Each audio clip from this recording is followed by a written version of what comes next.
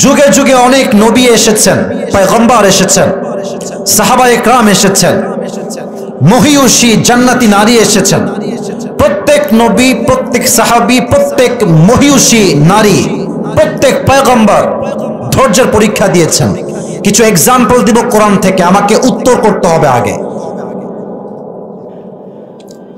একজন নবী যিনি প্রায় 12 থেকে 18 বছর রোগী ছিলেন, অসুস্থ ছিলেন, তার দেহের প্রত্যেকটা অঙ্গ প্রত্যঙ্গে পচন ক্রিয়া তৈরি হয়েছিল।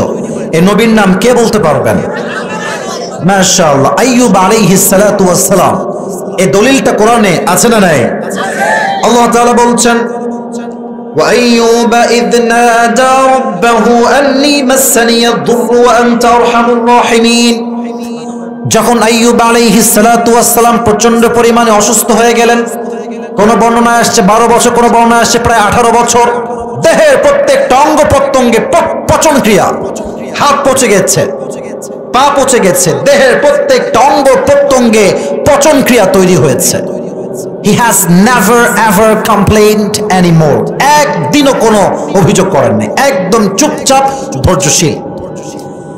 যখন এই পচন ক্রিয়া তৈরি হতে হতে হতে হতে জিহবা পর্যন্ত আসছে, জবান পর্যন্ত আসছে, তখন আইয়ুব বলছে, আল্লাহ দেহের প্রত্যেকটা অঙ্গ পচে যা, কোনো সমস্যা আমার নাই, don't have a single objection about it, কোনো অভিযোগ নাই।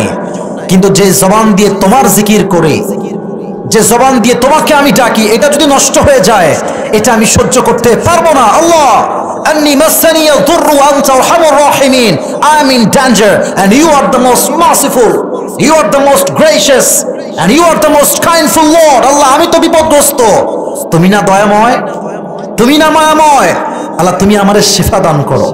এই ধৈর্যের সঙ্গে দোয়া করার সাথে সাথেই ফাস্তাজাবনা লাহ, আল্লাহ সঙ্গে সঙ্গেই আইয়ুবকে পরিপূর্ণ শিফায়ে আজলা কামেলা দান করেছে। সুবহানাল্লাহ পড়বেন না তোরা? আচ্ছা, second example from Quran. But before that I would like to ask you a question, very important question. সেটা হচ্ছে, বলেন তো একজন নবী যাকে মাছ গিলে ফেলেছিল পেটের ভেতর, নবীর নাম কি? কে বলতে পারবেন? মাশাআল্লাহ, বসে বলো। মাশাআল্লাহ, সর্বনাশ কই আসছে রে বাবা, সবাই তো জানে দেখতেছি। ইউনুস আলাইহিস সালাতু ওয়াস সালাম। আচ্ছা, মাছের পেটে যে যায় সমুদ্রের গভীরে, এখানে কি ওই গ্রামীণ সিমেন্ট নেটওয়ার্ক পায় নাকি? এখানে কেন, সমুদ্রের নিচে পায়? বোঝে নাই রে। মাছের পেটে সমুদ্রের গভীরে সিম কাজ করবে? ল্যাপটপ কাজ করবে? আইফোন কাজ করবে? কম্পিউটার কাজ করবে? কিচ্ছু কাজ করবে না। নাথিং উইল ওয়ার্ক দেয়ার, কিচ্ছু কাজে আসবে না। ইউনুস বুঝে গেছে, আমার এই বিপদের মুহূর্তে আমাকে বাঁচাতে পারে এক সত্তা। জোরে বলেন কে? ইউনুস আলাইহিস সালাতু ওয়াস সালাম শুরু করলেন পড়তে, লা ইলাহা ইল্লা আনতা সুবহানাকা ইন্নী কুনতু মিনাজ জালিমিন। এই দোয়া যখন তিনি পড়ে, আল্লাহ তুমিই তো আমাকে মুক্তিদাতা, তুমিই তো আমাকে পারবে হেফাজত করতে, তুমিই তো সবচাইতে পবিত্র সত্তা।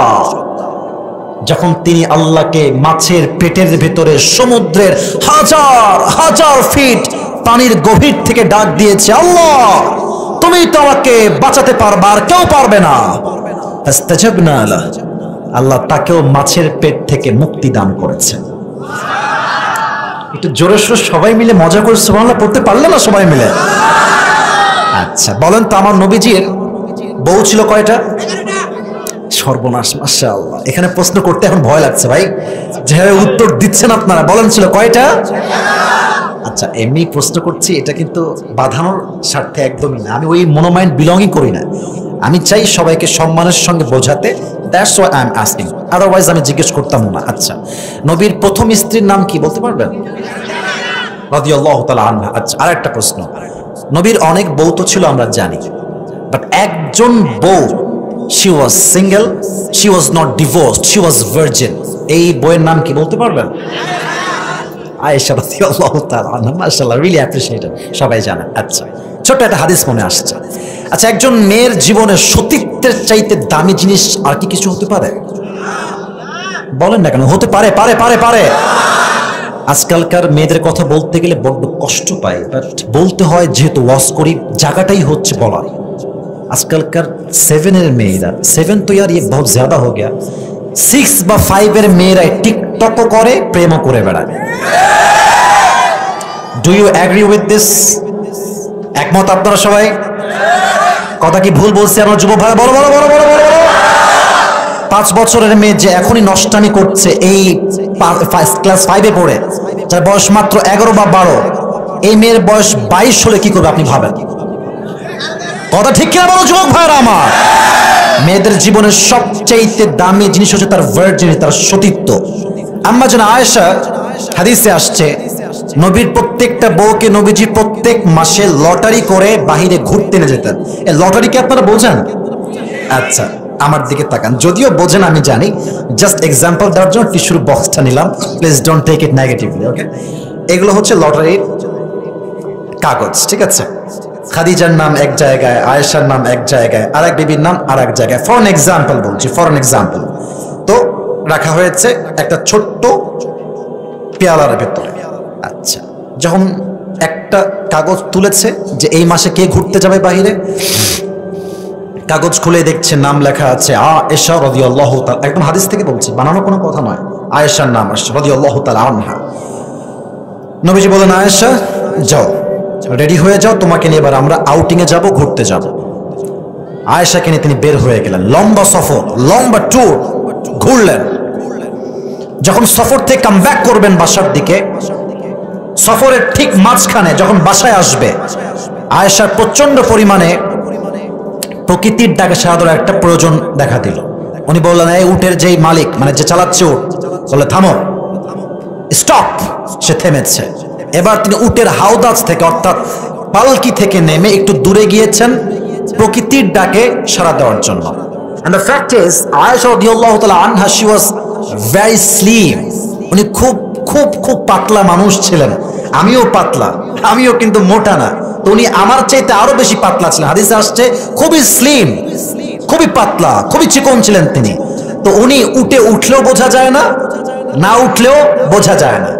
তো যখন অনেক লম্বা সময় পার হয়ে গিয়েছে, এবার উটের যে হাউদার ছিল, যে উটটা চালাচ্ছিল, সে ভেবেছে আয়েশা মনে হয় উঠে গিয়েছে, এবার আমি যাই নবীর বাড়ি। কিন্তু আয়েশা কিন্তু এখনো ওঠে নাই। এবার সে উটের পালকি নিয়ে চলে গেছে। আয়েশা যখন কাম ব্যাক করেছে, দেখছে উটের পালকিও নাই, উটও নাই, কেউ নাই, পুরো মরুভূমি, মরুপ্রান্তর, শুধু বালি আর বালি, চিকচিক করে, আর কিছু দেখা যায় না।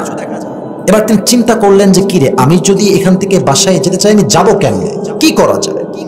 এবার তিনি প্ল্যান করে, কথাগুলো একটু একটু আমি কিন্তু খুব চিল্লায় কথা বলা পছন্দ করি না, আমি প্রায় সময় ঠান্ডা মাথায় কথা বলি, তবে চাপায় আসলে জোশটা একটু বাড়ে, তাই মাঝে মাঝে চিল্লাই। আমার কথা হচ্ছে, কথাগুলো আসিফ হুজুর ভাইরাল, খুব ফেমাস, এই সেই, এই চিন্তা একদম মাথাতে কেটে ফেলেন। আমি সবসময় বলি, দেখেন, আমাকে ফেমাস হিসেবে নয়, আমার ইমান কতটুকু, আমল কতটুকু, এটা দিয়ে আমাকে জাস্টিফাই করবেন।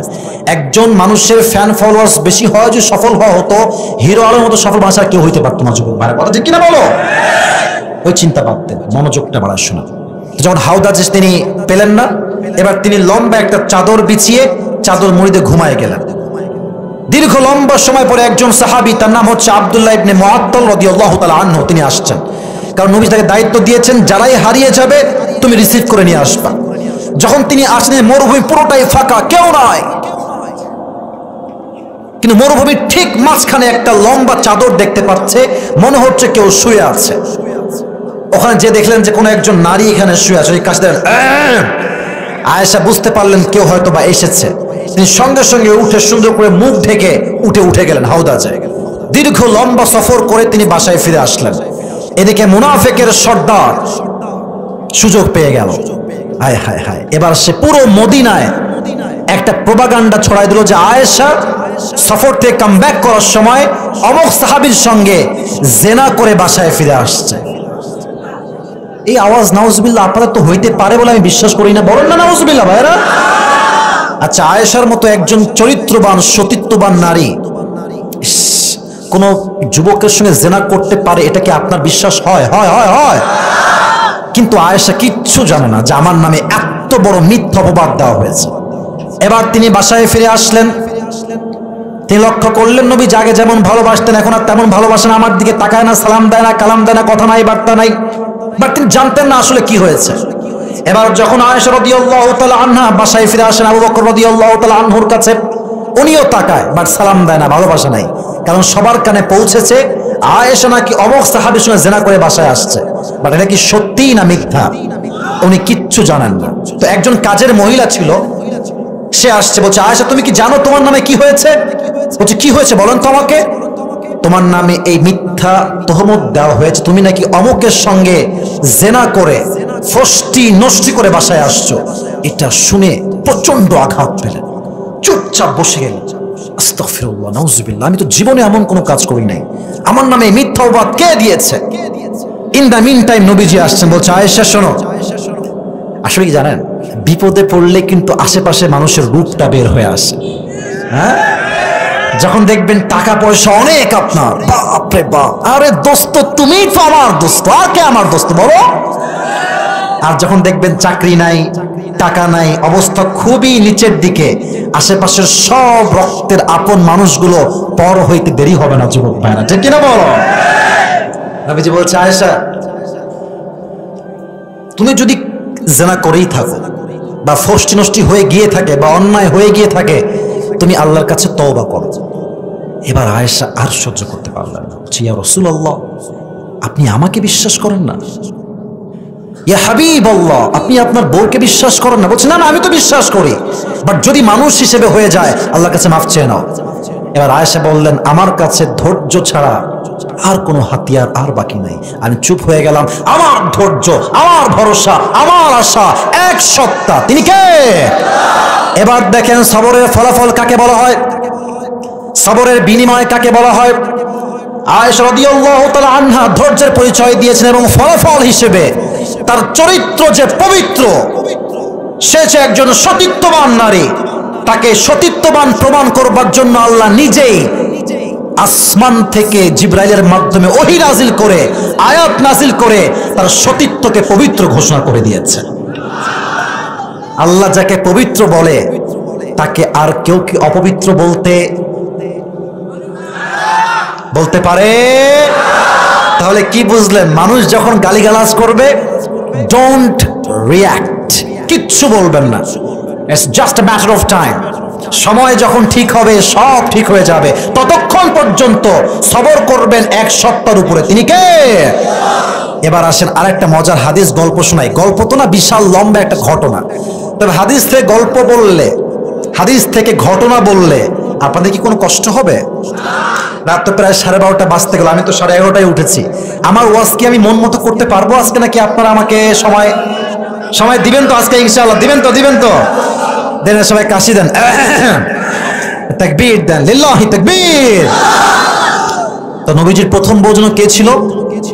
খাদিজা রাদিয়াল্লাহু তাআলা আনহা। কোন রিওয়ায়াতে আসছে খাদিজার বিয়ে হয়েছে মোট 4 বার, কোথাও আসছে 5 বার, কোথাও আসছে 3 বার। যতবার তিনি বিয়ে করেছেন প্রত্যেকবার প্রত্যেকটা স্বামী মারা গিয়েছে, প্রত্যেকটা স্বামী সন্তান দিয়েছে, সন্তান দিয়ে মৃত্যুবরণ করেছে। একজন মেয়ের স্বামী মরলে মেয়েটা বোঝে দুনিয়াতে বাপের মতো আপন, স্বামীর মতো আপন দ্বিতীয়টা আর কেউ হতে পারে না। অনেক মেয়ে তো স্বামীকে খোঁড়ে দেয়, আমার অমুক বান্ধবী তার স্বামী তাকে আইফোন দিয়েছে, তুমি তো আমাকে স্যামফোনিও গিফট করতে পারো নাই, ঠিক কিনা বলে যুবক ভাই? কিন্তু খাদিজার কোনো কমপ্লেইন ছিল না। যখন তার চতুর্থবার স্বামী মরে গেল, এবার বাবাও একসঙ্গে মারা গেলেন, বাবাও নাই, স্বামীও নাই, জীবনে আপন বলতে আর কেউ নাই। এবার খাদিজা ডাক দিয়ে বললেন তাকাররারা খাদিজা আন্নাহা লান তাতাযাওয়াজা মাররাতান উখরা। তিনি নিয়ত করলেন যে আমি যতদিন বেঁচে আছি আমি আর জীবনে কখনোই বিয়ে করব না। যে সিঙ্গেল যুবক ভাইরা আছেন বা বিয়ে হয়েছে, মুরব্বীরা, এই হাদিসটা প্লিজ একদম ডান বাম না করে শুনবেন, এটা আপনাকে অনেক অনেক বড় শিক্ষা দিবে ইনশাআল্লাহ। তো 4 নাম্বার স্বামী মৃত্যুর পরে উনি ভাবলেন যে আমি জীবন আর কখনো বিয়েই করব না, একদম সিঙ্গেল থাকবো, যতদিন না পর্যন্ত আল্লাহ আমাকে না দিবে আমি চুপচাপ, আমি ধৈর্যশীল। একদিনের ঘটনা, উনি ঘুমিয়ে আছেন, রাত বাজে প্রায় 3 থেকে 4টা, তাহাজ্জুদের সময়। যদি আপনি কোনো স্বপ্ন দেখেন মাথায় রাখবেন স্বপ্নটা বাস্তব হওয়ার সম্ভাবনা কম না বেশি?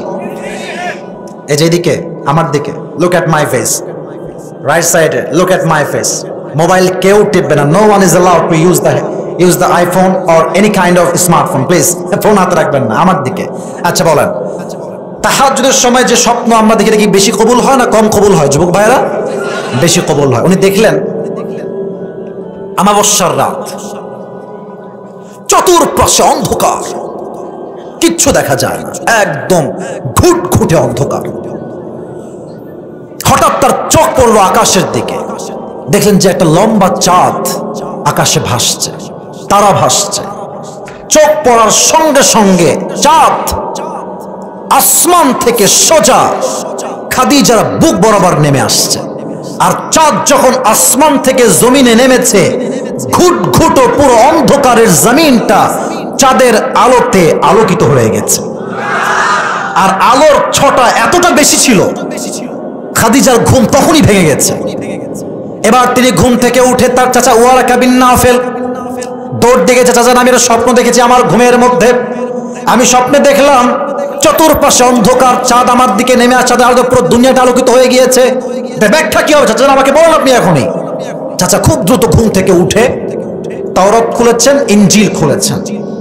খাদিজা একটু থামো, আমি ব্যাখ্যাটা পড়ে তোমাকে বলছি ব্যাখ্যাটা আসলে কি হবে। তো তাওরাত ইনজিল খুলে রিসার্চ করে বলছে, খাদিজা মাশাআল্লাহ, গুড নিউজ ফর ইউ, সুসংবাদ। কি সংবাদ? এই স্বপ্নের ব্যাখ্যা হচ্ছে শেষ নবী, এই যুগের শ্রেষ্ঠ নবীকে আল্লাহ তাআলা তোমার স্বামী হিসেবে কবুল করতে চলেছে। সুবহানাল্লাহ পড়বেন না আপনারা? দেখছেন ধৈর্যের ফল কাকে বলে। এবার তিনি বললেন যে এটা কি সত্যি? বলছি ইয়েস, এটা সত্যি, এটাই স্বপ্নের ব্যাখ্যা।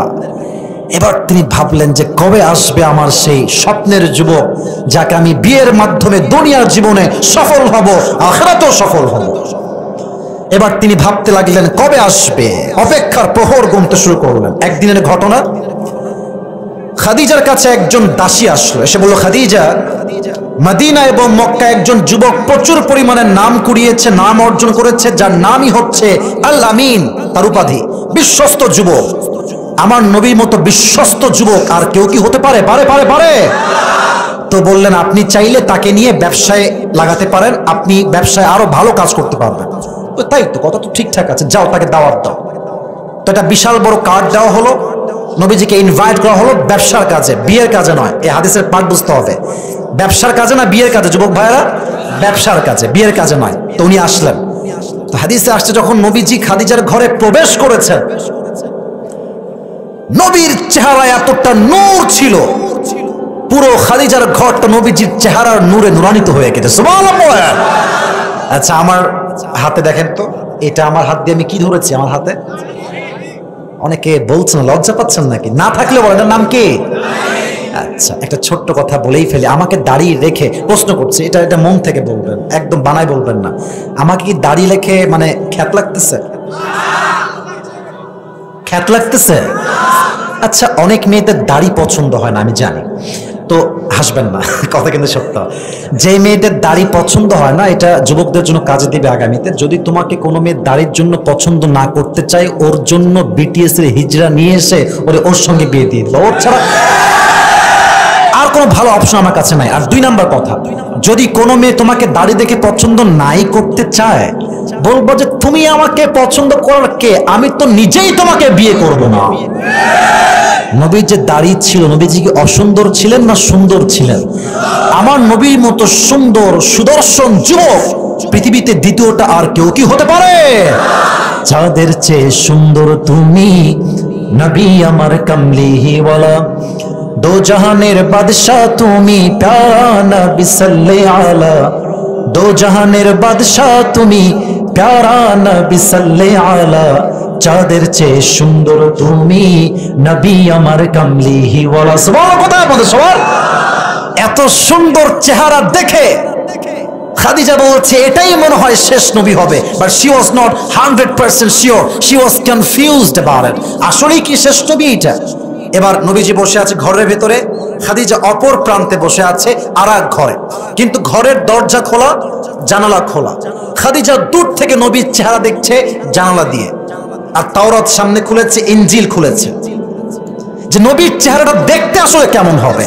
তো যত পড়ছে তত অবাক হচ্ছে, যা যা লেখা আছে প্রত্যেকটা বর্ণনা নবীর চেহারার সঙ্গে মিলেই যাচ্ছে, মিলেই যাচ্ছে, মিলেই যাচ্ছে। সুবহানাল্লাহ পড়ে সবাই।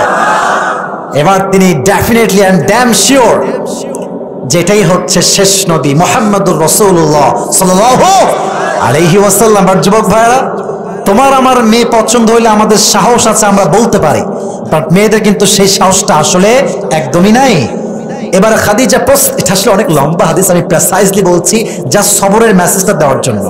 তো হাদিসে আসছে উনি কাকে দিয়ে প্রপোজাল দিবেন ভাবছেন ভাবছেন, হঠাৎ করে একজন দাসী আসছে, মুরব্বী দাসী, অনেক বৃদ্ধা দাসী, তাকে খাওয়াইছে, গিফট দিয়েছে, টাকা দিয়েছে। সব যখন খাওয়ানো শেষ বলছে, ব্যাপার কি, আপনি আমাকে আজকে এত গিফট দিচ্ছেন কেন, কি কাজ আমাকে বলেন। তো বলছে, এই যে যুবকটা দেখতে পাচ্ছেন না আমার ঘরে এই পাশে বসে আছে, তাকে আমি বিয়ে করতে চাই, আপনি আমার পক্ষ থেকে প্রস্তাব দেন। তো সে মেয়ে বলছে, আজকে না, আগে যাক বাসায়, আগামীকাল কিংবা পরশু গিয়ে আমি প্রস্তাব দিয়ে আসবো। যেই কথা সেই কাজ। 2 দিন পরে নবীজির বাসায় ওই দাসী আসছে, এসে বলছে, আসসালামু আলাইকা ইয়া মুহাম্মদ। তখন তিনি নবুয়ত পান নাই, কথাবার্তা চলছে, অনেক কথাবার্তা হয়েছে, কথার মাঝেই সে ঝোপ বুঝে কোপ দিয়েছে। বলছে, আচ্ছা মুহাম্মদ, একটা কথা বলো, মাইন্ড করবো না তো, বলা যাবে, বলো তো তুমি।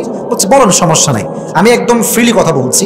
তো উনি বললেন যে, আচ্ছা আমার এটা জানার একটা আগ্রহ তোমার কাছে, হাদিসে আসছে, সেটা হচ্ছে যে, আচ্ছা তুমি তো মাশাআল্লাহ তোমার বয়স 25, তুমি ব্যবসাও করছো মাশাআল্লাহ, সব ঠিকঠাক আছে, তো তুমি বিয়ে করো না কেন, মানে তুমি বিয়ে কেন করছো না, আমাকে একটু বলা যাবে, মানে যদি বলতা কি সমস্যা। তো নবীজি যা বলেছেন, এটা তোমার কথা, এটা আমার কথা। নবীজি বলছে, আমি তো বিয়ে করতে চাই, বাট আমার কাছে বেশি টাকা পয়সা নাই। এই কথা শুনে বলছে, আচ্ছা আচ্ছা, টাকা পয়সার সমস্যা, it's not a big deal, কোনো সমস্যাই না। আমার কাছে এমন একজন নারী আছে পাত্রী হিসেবে, আমার হাত দেখেন, হিসাব বলছি, আমার হাত দেখেন, লুক অ্যাট মাই হ্যান্ড।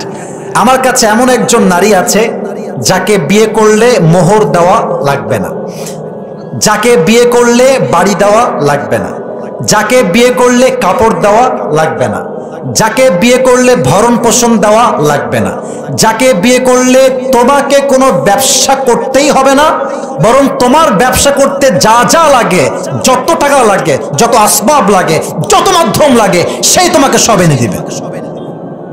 নবীজি বলছে, হাউ কাম ইট পসিবল, এরকম মেয়ে কি এই যুগে আদৌ পাওয়া সম্ভব? কে সেই মেয়ে? মাসমুহা, মেয়ের নাম কি? এবার সে বলছে, ইসমুহা খাদিজা, তার নাম হচ্ছে খাদিজা। অবাক করা বিষয় হচ্ছে, হাদিসে আসছে নবীজি আগা গোড়ায় খাদিজাকে পছন্দ করতেন। সুবহানাল্লাহ পড়বেন না আপনারা? বাট নবীজি ভাবতেন, আমি হলাম গরিব ঘরের একজন যুবক, খাদিজা হচ্ছে কোটি কোটি টাকার মালিক, আমার বিয়ে তার সঙ্গে কেমন করে সম্ভব? কিন্তু নবীজি খুব চালাক, বলছেন যে, ও আচ্ছা আচ্ছা, পাত্রীর নাম খাদিজা, তাই না? আচ্ছা, তো ঠিক আছে, আমার তো চাচা আছেন, বাবা মা কেউ নেই, চাচার নাম কি ছিল, কে বলতে পারে? নাম কি বলেন, বলেন নাম কি? তো বলছে, আমি আগামীকালকে আমার চাচা আবু তালেবকে নিয়ে আপনাদের বাসায় আসবো, তখন কথা হবে, বিস্তারিত কথা। তো তারপরের দিন নবীজি চাচাকে নিয়ে তার বাসায় আসছে, অনেক লোক আসছে, প্রায় 8-10 জন লোক হবে, কথাবার্তা চলছে, বিয়ে কবে হবে, কি অবস্থা। তো ডেট ফাইনাল হয়েছে, হাদিসগুলো প্রেসাইজলি শর্টকাটে বলছি। ডেট যেদিন ফাইনাল হলো বিয়ের জন্য, মাশাআল্লাহ খাদিজার পক্ষে 2 জন লোক আসছেন, নবীর পক্ষে 2 জন লোক আসছেন, মোট কয়জন লোক হলো? খুব অ্যাক্টিভ, রাত বাজে প্রায় 12:30, কিন্তু অ্যাক্টিভিটি দেখে মনে হচ্ছে না যে আপনারা কেউ বিরক্ত হচ্ছেন। বলেন সবাই, কয়জন লোক? 4 জন লোক। আচ্ছা, বিয়ের পূর্বে খাদিজার চাচা ওয়ারাকা বিন নাফেল দাঁড়িয়েছে খুতবা দেওয়ার জন্য। এবার ডাক দিয়ে বলছে, মুহাম্মাদের চাচা আমার দিকে তাকিয়ে শুনবেন, আমার একটা বক্তব্য আছে আমার ভাতিজাকে নিয়ে, আমার খাদিজাকে নিয়ে। কি বক্তব্য? বক্তব্যটা হচ্ছে এই, খাদিজা স্বামী মারা গেছে, যতবার বিয়ে করেছে সব স্বামী মারা গেছে, তার বাচ্চা আছে, সে ডিভোর্সড। তবে আমি তার বিষয়ে গ্যারান্টি দিয়ে বলছি, খাদিজার মতো চরিত্রবান নারী এই তল্লাটে দ্বিতীয়টা আর কেউ হতে পারে না। সুবহানাল্লাহ। কোথায়? উনি বক্তব্য দিয়ে বসে গেছেন। এবার দাঁড়িয়েছে নবীজির পক্ষ হতে আবু তালেব। নবীর চরিত্র কি ভালো না খারাপ? ওয়া ইন্নাকা লাআলা খুলুকিন আযীম, 29 নম্বর পারা সূরাতুল কলম। আল্লাহ বলছেন, নবী আপনার চরিত্র যে পবিত্র, আমি আল্লাহ নিজেই তার সাক্ষী হয়ে গেলাম। সুবহানাল্লাহ পড়বেন না আপনারা? আবু তালেব ডাক দিয়ে বলছে, খাদিজা শোনো, সবাই আপনারা শুনবেন মনোযোগ দিয়ে। আমার ভাতিজা বেশি একটা বড়লোক কোনো যুবক নয়, টাকা নাই, বাড়ি নাই, গাড়ি নাই, সম্পত্তি নাই, কিচ্ছু নয়, বাট আমি তার চাচা হয়ে সাক্ষ্য দিচ্ছি পুরো মক্কা এবং মদিনায় তার মতো ট্রাস্টেড, তার মতো ট্রাস্ট ওয়ার্দি পারসন, তার মতো বিশ্বস্ত আল্লামিন এই তল্লাটে দ্বিতীয়টা আপনি কখনোই খুঁজে পাবেন না। সুবহানাল্লাহ বলেন। অতএব ওয়ারাকা বিন নাফিল, আপনার কপাল ভালো যে আপনি আমাদের ছেলেকে জামাই হিসেবে পাচ্ছেন। মাশাআল্লাহ, সব কথাবার্তা ডান, বিয়ে হয়ে গেল, আদ্য সম্পূর্ণ, সব ঠিকঠাক। এই বিয়ের ক্ষেত্রে মোহর লাগে না? কথা কোন লাগে না? লাগে না? কি মোহর দিবে? টাকা পয়সা তো খুবই কম। তো চাচা বলছে, দেখেন খাদিজা, আমার কাছে কিন্তু দেওয়ার মতো কিছুই নাই, তবে হ্যাঁ, আমি আপনাকে 20টা উট দিব মোহর হিসেবে। কয়টা উট? তো বলছে ঠিক আছে, ওইটাই আমি নিলাম, কোনো সমস্যা নেই। 20টা উট দিয়েছে। কিন্তু বিয়েতে এত মেহমান আসছে, আশেপাশে কিছু লোকজন আছে, চাচা আছেন, মামা আছেন, একটা খাওয়া দাওয়ার আয়োজন লাগবে না? অলিমা লাগবে না? এই কথা লাগবে না? লাগবে না? কি দিয়ে রান্না করবে? খাবার নাই। খাদিজার মন, বোনেরা আমার কান খাড়া করে কথা শুনবেন, ভালো করে শুনবেন। খাদিজা বলছে কিচ্ছু লাগবে না, আমার যে 20টা উট মোহর দেওয়া হয়েছে, এই 20টা উটকে ওয়ালিমা হিসেবে এখনই জবাই করে দাও। এইরকম মেয়ে হইলে তো বিয়ে করতেই মন চায় যুবক ভাইয়ারা, ঠিক কিনা বলো যুবক ভাইয়া? নাই তো না, মেয়ের বাপ লেখে আমার মেয়েকে বিয়ে করতে হলে মোহর দেওয়া লাগবে 20 লাখ টাকা। আর যারা বিয়ে করবেন সামনের দিকে ওই একটু কাবিননামা ভালো করে পড়েন, শূন্য একটা কম বেশি হইলে কিন্তু 12টা বেজে যাবে একেবারে, ঠিক কিনা বলে? তো বলছে যে 20টা উটি জবাই করে দাও। বিয়ে হয়ে গেল, বাসর রাত। এবার আসেন হাদিসের শেষ পার্টে, এটা বলার জন্যই এতগুলো কথা আমাকে বলতে হয়েছে। বাসর রাত হয়ে গেল, নবীজির ডানে বসে আছেন, খাদিজা বামে বসে আছেন। এবার খাদিজা বাসর রাতে বলছে, ইয়া রাসূলুল্লাহ, ইয়া হাবিবাল্লাহ, যদিও বা তখন নবী ছিলেন না, আমি জাস্ট ডাকার জন্য বলছি, সম্মানের জন্য, আপনি কি জানেন যে আপনার মতো একজন চরিত্রবান স্বামী আমি আমার জীবনে কেমনে পেলাম? নবীজি বলছেন, না তা তো আমি জানি না, আপনি কেমনে পেয়েছেন? আপনি বললেই জানবো। এই হচ্ছে মূল মেসেজ, এটা হচ্ছে মূল হাদিসের এক সারাংশ কথা, এটাই হচ্ছে মূল কথা। বলছে আমার প্রথম স্বামী মারা গেছে, আমি ধৈর্যশীল ছিলাম। দ্বিতীয় স্বামী মরেছে, ধৈর্যশীল ছিলাম। তৃতীয় স্বামী মারা গেছে বাচ্চা রেখে, ধৈর্যশীল ছিলাম। চতুর্থ স্বামী মরে গেছে, আমি ধৈর্যশীল ছিলাম। আমার বাবা মারা গেছে, ধৈর্যশীল ছিলাম। আমি এক বাক্যে একনিষ্ঠভাবে বলতে পারবো, একমাত্র ধৈর্যের বিনিময়ে, সবরের বিনিময়ে আমার মতো সাধারণ নারীর স্বামী হিসেবে আল্লাহ আপনার মতো দুই জাহানের সর্দার রাহমাতুল লিল আলামিন শেষ নবীকে আমি খাদিজার স্বামী হিসেবে কবুল করেছি। সুবহানাল্লাহ পড়বেন না আপনারা? তাহলে নবীজিকে স্বামী হিসেবে পাওয়ার পেছনে একটা গুণ আছে, গুণটার নাম হচ্ছে ধৈর্য। বলেন গুণটার নাম? আরো বলেন না, গুণটার নাম কি? ধৈর্য। অতএব ওয়াজ কিন্তু শেষ হয় না। অতএব আজ থেকে যে কোনো কাজ না হলে বলবো যে আল্লাহ আর কবে হবে, আর পারছি না, আমাকে এখনই দেওয়া লাগবে, আমার দ্বারা হবে না। ধৈর্য বলা যাবে? বলা যাবে? যাবে যাবে যাবে। মাথায় রাখবেন, আল্লাহ মাঝে মাঝে দিয়ে পরীক্ষা করে, মাঝে মাঝে না দিয়ে পরীক্ষা করে। যারা খুব বড় লোক, তারা যে খুব সুখী তা কিন্তু নয়। মাঝে মাঝে দেখবেন টাকা যার ভিতরে কোনো ঘুম নাই, আর রিক্সাওয়ালা রিক্সা চালায় খায়, ভ্যান চালায় খায়, রিক্সার সিটে বসে 5 ঘন্টা আরামের ঘুম দেয়, ঠিক কিনা বলেন? ঢাকার গুলশানে ফ্ল্যাট, রোলস রয়েস আছে, মার্সিডিজ আছে, BMW আছে, কয়েক কোটি টাকার বিশাল আলিশান ঘর আছে। রাতের বেলা ট্যাবলেট না খাইলে ঘুম আসে। আল্লাহ মাঝে মাঝে দেয়, পরীক্ষা করে, মাঝে মাঝে না দিয়ে পরীক্ষা করে। আর এই যে আমরা সবাই আছি না, এই যে দেখেন ডানে বামের সামনে, আমরা তো চাপায়ের মানুষ, গোমস্তপুরের মানুষ। আমার এটা এক মত আপনাকে হতেই হবে, আমাদের এখানে যারাই আমরা আছি তার 90% বেশি আমরা মধ্যবিত্ত পরিবারের সন্তান, ঠিক কিনা বলে? আমরা মধ্যবিত্ত পরিবারের সন্তান। তো আমাদের জীবনে অভাবও আসবে, টাকার অভাব তো আসবেই আসবে।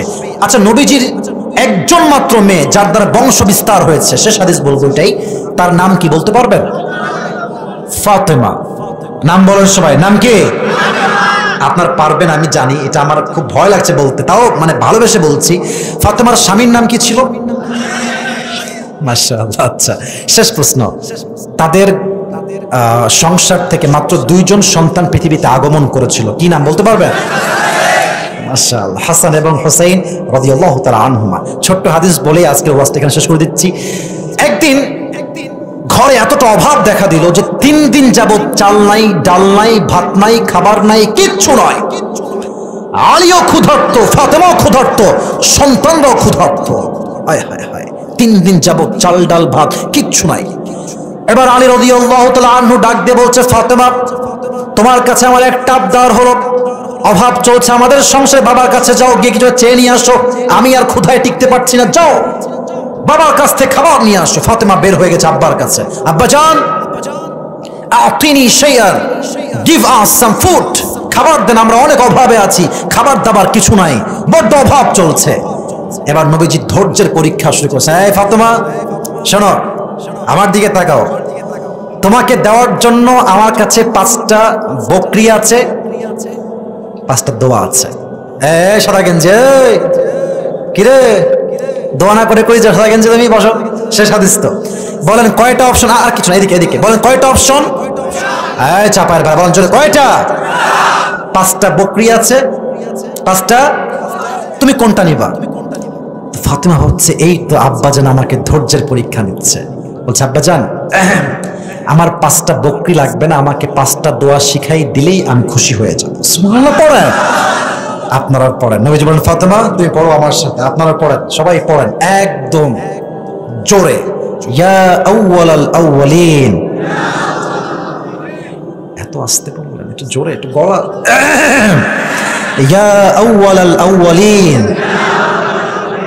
ইয়া আখিরাল আখিরিন, ইয়া যাল কুওয়াতিল মাতিন। 3টা হয়েছে, শেষ 2টা একদম সহজ, অলরেডি অনেকের মুখস্থই আছে, তাই এটা আসতে হলে আমি মানব না। ইয়া রাহিমাল মাসাকিন, শেষটা আরো সহজ, ইয়া আরহামার রাহিমিন। এই 5টা শব্দের দোয়া অভাবে যে ব্যক্তি ধৈর্যের সাথে পাঠ করবে, হাদিসে আসছে অভাব আল্লাহ তাআলা নিমিষেই তার বরকত দিয়ে দূর করে দিবে। সুবহানাল্লাহ পড়ে। ফাতেমা ব্যাক করেছে বাসায়, আলী দাঁড়ায় আছে, আমার খাবার আসবে কখন? দেখছে ফাতেমা ফিরে আসছে, বাট ফাতেমার চেহারাটা একদম হাসিবিহীন, চুপচাপ ফিরে আসছে। দেখছে হাতে কিছু আছে নাকি, দেখি তো, দূর থেকে দেখছে হাতে কিছু আছে কিনা, দেখছে তার হাতে কিচ্ছু নাই, যেমনটা গিয়েছিল তেমনটাই ফিরে আসছে। আলী তো অনেক ক্ষুধার্ত, খুব রেগে আছে। এই ফাতেমা খাবার কোথায়? গেলে কেন, আবার আসলা কেন? খাবার কোথায় আমার? 3 দিন যাবত আমার ক্ষুধার্ত আছি, তোমার হাত তো ফাঁকা। এবার সে মুচকি হাসতে বলছে, আলী আমার হাত ফাঁকা না, আমার হাত লোড আছে। বলছে কি বলো, আর ইউ ম্যাড? ঠিক আছে মাথা তোমার, হাত তো ফাঁকা। বলছে না না, যাহাবতু লিদ-দুনিয়া ওয়া জিতু বিল আখিরা, হাত ফাঁকা নাই, আমি নবীজির কাছে দুনিয়া চাওয়ার জন্য গিয়েছিলাম, আমার প্রিয় নবী আমার 2 হাত ভর্তি আমাকে আখিরাত দিয়ে ফেরত দিয়ে দিয়েছে। আলী বলছে আচ্ছা এবার আমি যাব, আমাকে দিয়ে কেমনে ফিরায় দেয়? ইয়া রাসূলুল্লাহ আতিনি শাইআন, দান করেন কিছু আমাদেরকে, we are so hungry, it has been 3 days, আমরা কিচ্ছু খাই না, 3 দিন হয়ে গেছে, কিছু দেন। নবীজি বলছে আলী অবশ্যই দিব, তুমি আমার জামাই, তোমাকে তো আমি দিব, তবে হ্যাঁ তোমাকে আমি 2টা অপশন দিব। ইয়া রাসূলুল্লাহ কি অপশন? আগে ছিল 5টা বকরি, এটা এবার বাড়ছে, তোমাকে আমি 2টা অপশন দিচ্ছি, আমার কাছে 5000 বকরি আছে আর 5টা দোয়া আছে, which option you want select, কোনটা নিবা বলো? আলী ভাবছে এত ক্ষুধা আমার ভেতরে, 5000 বকরি 5টা দোয়া, কিন্তু বুঝে গেছে শ্বশুর আমাকে পরীক্ষা করছে, ধৈর্যের পরীক্ষা। বলছে ইয়া রাসূলুল্লাহ 5000 বকরি দরকার নাই, 5টা দোয়া শেখালেই আমি আলী খুশি হয়ে যাব। নবীজি বলছে পড়ো তুমি আমার সাথে 5 দোয়া, শেখাই দিলেন, ফিরে আসছে। এবার স্বামী এবং স্ত্রী 2 জন মিলেই 5টা দোয়া ধৈর্যের সঙ্গে পাঠ করছে, 3 দিন যাবত পাঠ করতেই আছে। হাদিসে আসছে এই দোয়া এবং ধৈর্যের বিনিময়ে আল্লাহ তাদেরকে এত বেশি বরকত দিয়েছে রিজিকে, তারা রিজিকের সংখ্যা হিসাব করেই আর খুঁজে পায় না। সুবহানাল্লাহ পড়বেন না তারা? অত অভাবে অনটনে যত কষ্ট আসুক, যত বিপদ আসুক, never lose hope and don't be frustrated, হতাশ হবেন না, নিরাশ হবেন না, ধৈর্য ধারণ করে চাইবেন সবাই এক সত্তার কাছে। আওয়াজ দিয়ে বলেন তো সেই সত্তাকে। তাহলে আমি মোট দুইটা আয়াত থেকে দুইটা ঘটনা এক্সাম্পল দিয়েছি, তিনটা হাদিস থেকে তিনটা ঘটনা উল্লেখ করেছি।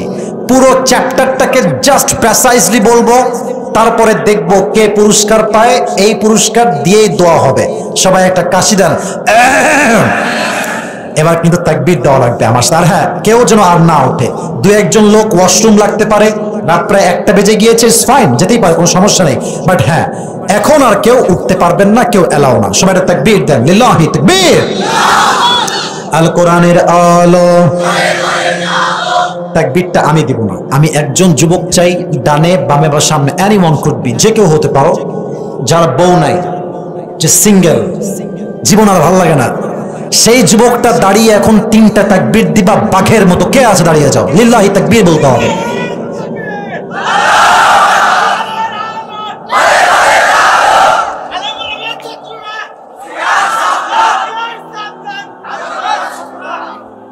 তোর বউ 20 ভাগ কনফার্ম, 80 ভাগ কনফার্ম হবে না।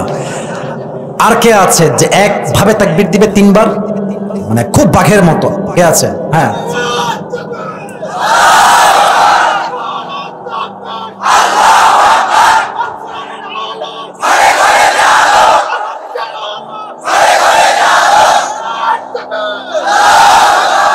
তোমার বউ কনফার্ম গো, একেবারেই কনফার্ম। ইরি বাপ রে বাপ, কঠিন সাউন্ড, মাশাআল্লাহ, খুব ভালো লাগলো। তোমার তো পাবা, সমস্যা নাই। সবাই মিলে এবার আমার সঙ্গে দেন, লিল্লাহি তাকবীর। এবার দেখি পুরো ওয়াজটাকে সারাংশ বলছি। পুরস্কার টুপিটা আমরা হাতে রাখি পুরস্কার দেওয়ার জন্য। আজকে ওয়াজের মূল বিষয়বস্তু ছিল কি? হাত তুলতে হবে না, হাত নামাই। সবাই মিলে এখন বলবেন, শেষে গিয়ে ইন্ডিভিজুয়ালি একজন ব্যক্তিকে দাঁড় করাবো, সে পুরস্কার পাবে। বলেন, আলোচনার মূল বিষয়বস্তু ছিল কি? ভেরি গুড, মাশাআল্লাহ। আচ্ছা, একজন নবী যিনি প্রায় 12 থেকে 18 বছর অসুস্থ ছিলেন, তার নাম ছিল কি?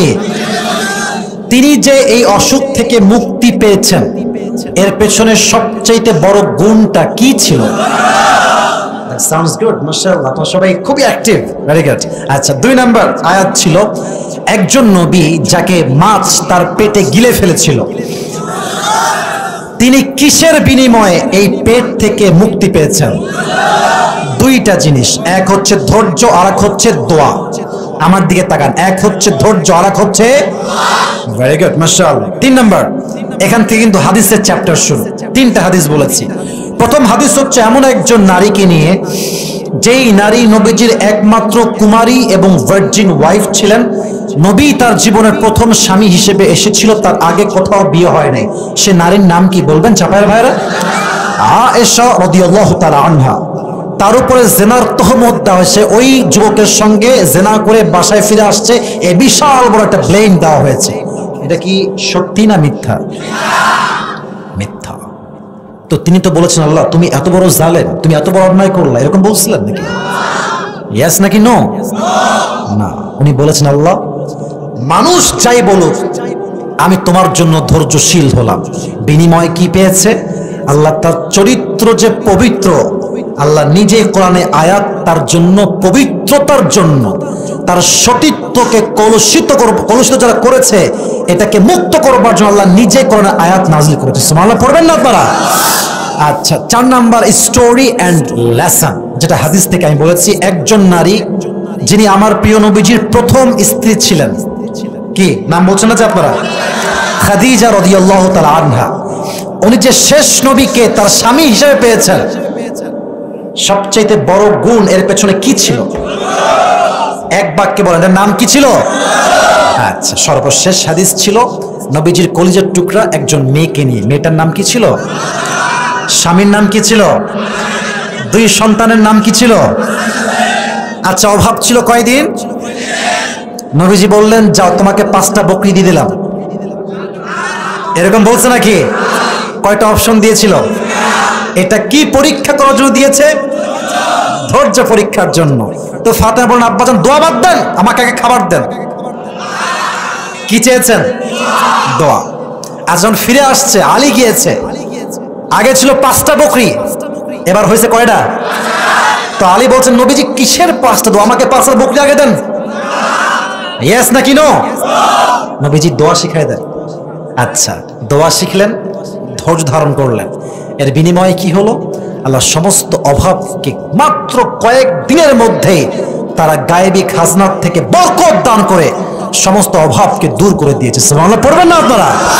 তাহলে এই দুইটা কোরআন ভিত্তিক স্টোরি এন্ড হাদিস ভিত্তিক তিনটা স্টোরি, জাস্ট প্রেসাইজলি আপনাকে আমি প্রশ্ন করব, আপনি উত্তর দিবেন।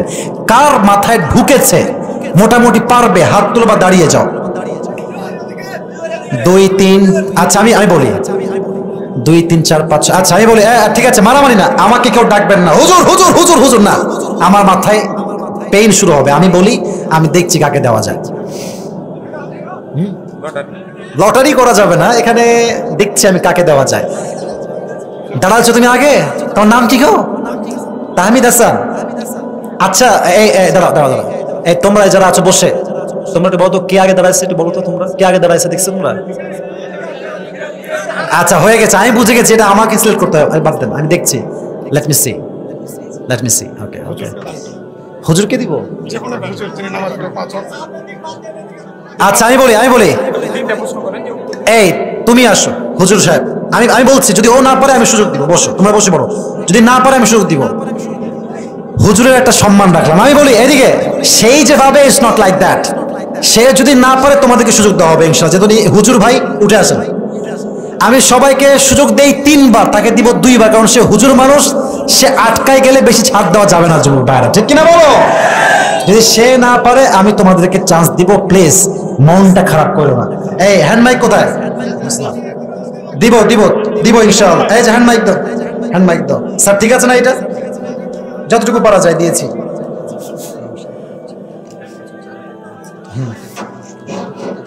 অবশ্যই দিব, অবশ্যই। হ্যাঁ আচ্ছা, স্যার দিয়েছে না? আচ্ছা সবাই একটা কাশি দেন, তাকবীর দেন, লিল্লাহি তাকবীর। সালাম দেন সবাইকে। আসসালামু আলাইকুম ওয়া রাহমাতুল্লাহি ওয়া বারাকাতুহু। ওয়া আলাইকুম আসসালাম ওয়া রাহমাতুল্লাহি ওয়া বারাকাতুহু। তুমি কিসে পড়ো ভাই আমার? আচ্ছা, কয় পারে হয়েছে তোমার? শেষ করে ফেলেছো, মাশাআল্লাহ, ভেরি গুড, অ্যাপ্রিশিয়েটেড, মাশাআল্লাহ। আল্লাহকে নেক হায়াত দান করো, সকলে পড়া আমিন। আমিন কিন্তু জোরে চাই, জোরে পড়ো না আমিন। তাকে আমি প্রশ্ন করব, সে যদি 2 বার আটকায় যায় 2 বার বলবো, 3 বারে আর বলা হবে না। আমি যাকে মন চায় যুবকদের মাঝ থেকে আমি একজনকে সুযোগ দিব, ঠিক আছে? তাকে আমি 2 বার দিব সুযোগ, আটকে গেলে বলে দিব, বাদ বাকি আর বলা যাবে না। বলো ভাই আমার আজকে, আচ্ছা আপনাদের একটা দায়িত্ব আছে, যদি তারা পেরে যায়, সে যদি উত্তর পেরে যায়, আপনাদের সবাইকে একটা শব্দ অ্যাপ্রিশিয়েট করার জন্য বলতে হবে, এটা হচ্ছে মারহাবা। একটু প্র্যাকটিস করো, সবাই বলেন মারহাবা। আচ্ছা মাশাআল্লাহ। বলেন তো ভাইজান, আজকে আমাদের মূল আলোচনার বিষয়বস্তু ছিল কি? ধৈর্য। মারহাবা বলেন। আচ্ছা, ধৈর্য। একজন নবী যিনি খুব অসুস্থ ছিলেন, তার নাম কি ছিল? আইয়ুব আলাইহিস সালাম। জোরে বলেন মারহাবা। আইয়ুব আলাইহিস সালাতু ওয়াস সালাম, মাশাআল্লাহ। দেখেন, আমি তার অসুস্থতার ক্ষেত্রে 2টা রিওয়ায়াত বলেছি। কত বছর তিনি অসুস্থ ছিলেন তোমার কি মাথায় আছে? বলো দেখি। 18 অথবা 12। মারহাবা বলেন সবাই। হাফেজ তো, ব্রেন ভালো, খুব ভালো, মাশাআল্লাহ। আচ্ছা ঠিক আছে, দেখছি।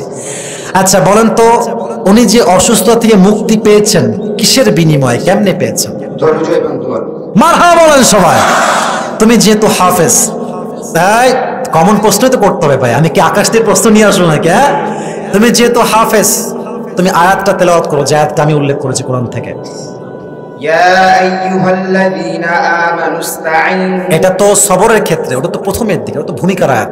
আইয়ুব আলাইহিস সালাতু ওয়াস সালামের যে আয়াতটা আছে, আমি শুরুটা বলছি, আইয়ুব, এখান থেকে বলো। ইয়াদ নাই? এটা কিন্তু আউট অফ সিলেবাস, তাই আটকা গেছে মনে হয়। আচ্ছা, আইয়ুবা ইয নাদা রাব্বাহু আন্নী মাসসানিয়া দুররু ওয়া আনতা আরহামুর রাহিমিন।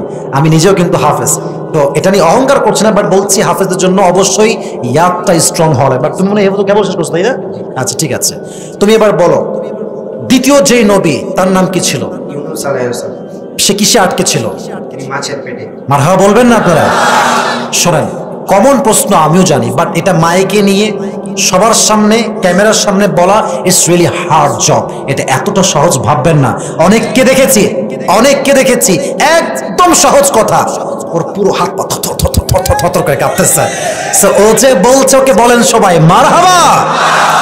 আচ্ছা, উনি যে দোয়াটা পাঠ করেছেন আরবি দোয়াটা বলো সবাইকে, তুমি হাফেজ বলো। না পারলে কিন্তু এটা আমি কাট দিব 1 নাম্বার থেকে, যে একবার তুমি আটকে গেছো। দোয়া ইউনুসটা পড়ো। লা ইলাহা ইল্লা আনতা সুবহানাকা ইন্নী কুনতু মিনাজ জালিমিন। মারহাবা বলেন, পারবে ইনশাআল্লাহ। আচ্ছা, তো তার এই যে দোয়া, তার বিনিময়ে তিনি কি পেলেন, আল্লাহ তাকে কি উপহার দিলেন? তার বিনিময়ে আল্লাহ তাকে মাছের পেট থেকে মুক্তি দান দিলেন। মারহাবা বলেন সবাই। আচ্ছা, আয়াত ভিত্তিক কথাগুলো শেষ, এবার হাদিস ভিত্তিক। প্রথম যেই হাদিস বলেছিলাম, নবীজির একজন কুমারী স্ত্রী, তার নাম কি ছিল? আম্মাজান খাদিজাতুল কুবরা। না, কুমারী। আয়েশা রাদিয়াল্লাহু তাআলা। মারহাবা বলেন সবাই। আচ্ছা, ওনার উপরে কিসের অপবাদ দেওয়া হয়েছিল? ওনার উপরে জিনার অপবাদ দেওয়া হয়েছে। মারহাবা বলেন সবাই আপনারা, সে পারছে। আচ্ছা, উনি কি বললেন যে আল্লাহ তুমি এত জালেম, এরকম কিছু না অন্য কিছু, কি বলেছেন? তিনি আল্লাহ তাআলার কাছে ধৈর্য ধারণ করলে আল্লাহ তাআলা আল্লাহ রাব্বুল আলামিনের কাছে ধৈর্য ধারণ করে তার কাছে সাহায্য দেন। এবং আল্লাহ বিনিময় কি দিলেন, এটা কিন্তু ভালো করে বলতে হবে। আল্লাহ বিনিময়ে তার আরো ইজ্জত সম্মান বাড়ায় দিলেন। কিভাবে দিলেন বাড়ায়? এই বলবে না। আল্লাহ কোরআনুল কারীমে তার নিজের ইজ্জত হিসাবে আল্লাহ নিজেই প্রমাণ হলেন যে তিনার চরিত্র অনেক সুন্দর। আল্লাহ নিজেই প্রমাণ কোরআনুল কারীমে আয়াত নাযিল করে দিলেন। মারহাবা বলেন সবাই। ভয় পাবা না, একদম একদম সিরিয়াস বলবা, কোনো ভয় নাই, তুমি পারবা মাশাআল্লাহ। আচ্ছা, নবীর প্রথম স্ত্রীর নাম ছিল কি?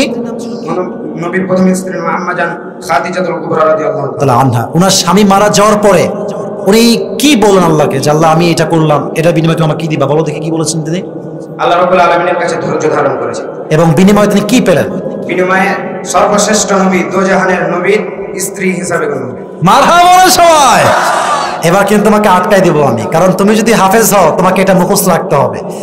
ফাতেমা রাদিয়াল্লাহু তাআলা আনহাকে নবীজি কয়টা অপশন দিয়েছিলেন? ফাতেমা রাদিয়াল্লাহু তাআলা আনহাকে 2টা অপশন দিয়েছিলেন। কি কি ছিল? এই কেউ বলবো না, ওই চুপচাপ বলো, সে বলেন কি কি ছিল? হ্যাঁ। 5টা বকরি বা খাসি, হ্যাঁ, 5টি দোয়া। তো তিনি কি নিয়েছিলেন? তিনি দোয়া নিয়েছিলেন। মারহাবা বলবেন না সবাই। আচ্ছা, দোয়ার 5টা শব্দ, তুমি 3টা শব্দ মুখস্থ আছে, দোয়ার 3টা শব্দ তোমার মুখস্থ আছে, বলো পারবা? ইয়া আরহামার রাহিমিন, হ্যাঁ, একটা আছে। ইয়া আরহামাল মাসাকিন, ইয়া রাহিমাল মাসাকিন। আচ্ছা ঠিক ইয়া আছে, রাহিমাল মাসাকিন। আরেকটা বললেই পাস। ও হাফেজ তাই বলছে না, কিন্তু তাহলে কিন্তু বলতাম না। এটা কি আমি ভুল করতেছি ভাইরা?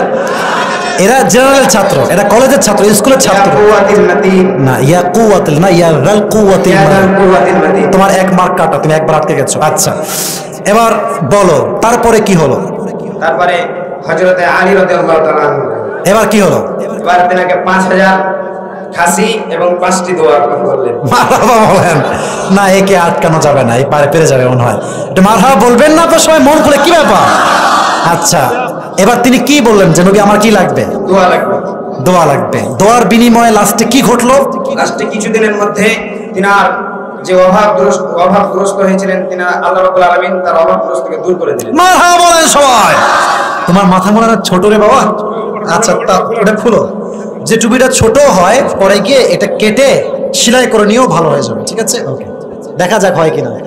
আরে মোটামুটি হয়ে গেছে। মারহাবা বলেন সবাই। তোমার নাম কি? মোহাম্মদ হেদায়েতুল্লাহ। তুমি কোন মাদ্রাসায় পড়ো? চৌডাল হাফিজা কওমি মাদ্রাসায়। মাশাআল্লাহ, আল্লাহকে নেক হায়াত দান করুন, সকলেই পড়া আমিন। বসে পড়ো, তুমি এখানে বসে পড়ো।